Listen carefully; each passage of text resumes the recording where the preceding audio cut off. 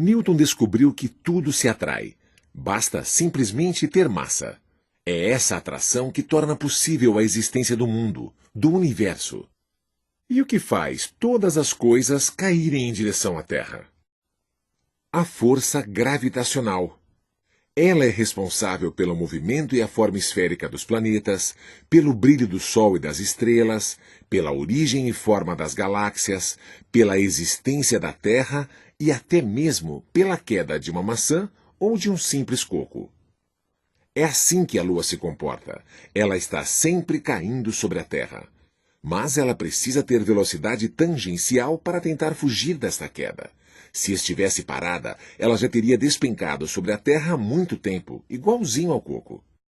Se a Lua fosse livre, se moveria eternamente em linha reta com velocidade constante, de acordo com a lei da inércia.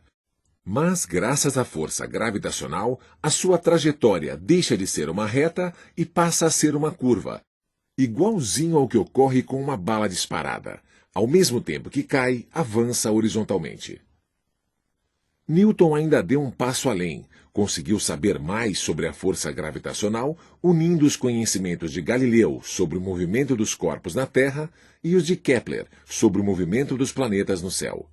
Ele descobriu que a força de atração gravitacional depende diretamente do produto das massas dos corpos envolvidos e inversamente do quadrado da distância que os separa. Essa é a lei da gravitação universal. Matematicamente, a força de atração gravitacional entre duas partículas de massa m1 e m2, separadas por uma distância d, é dada por uma fórmula bem conhecida.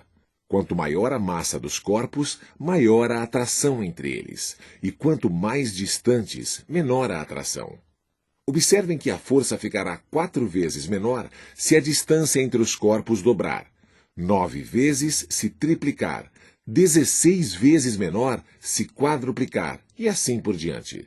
A constante g é chamada de constante da gravitação universal, e o seu valor é extraordinariamente pequeno. Por esta razão, é tão difícil perceber a atração gravitacional entre duas pessoas ou dois corpos quaisquer de massa reduzida. Só corpos enormes, de massa muito grande, como planetas, luas e estrelas, conseguem produzir forças de atração perceptíveis.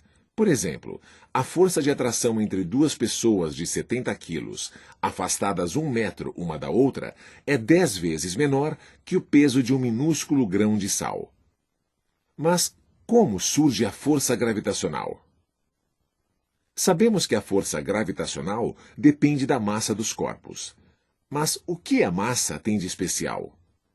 Cada pedacinho de matéria, por menor que seja, preenche o espaço com gravitação da mesma forma que uma lâmpada preenche o espaço com a luz, uma flor com o perfume ou um ímã com o magnetismo.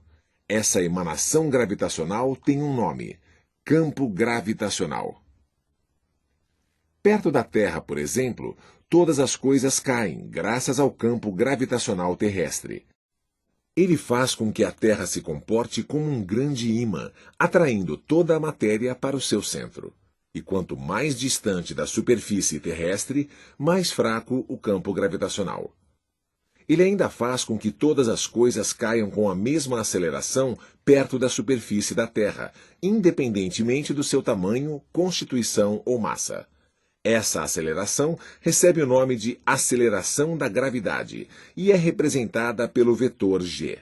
Seu módulo, próximo à superfície da Terra, vale aproximadamente 9,8 metros por segundo ao quadrado. Para um foguete vencer o campo gravitacional terrestre e atingir o espaço, ele precisa ter uma velocidade suficientemente alta. É fácil perceber que corpos lançados para cima com velocidades cada vez maiores conseguem subir cada vez mais.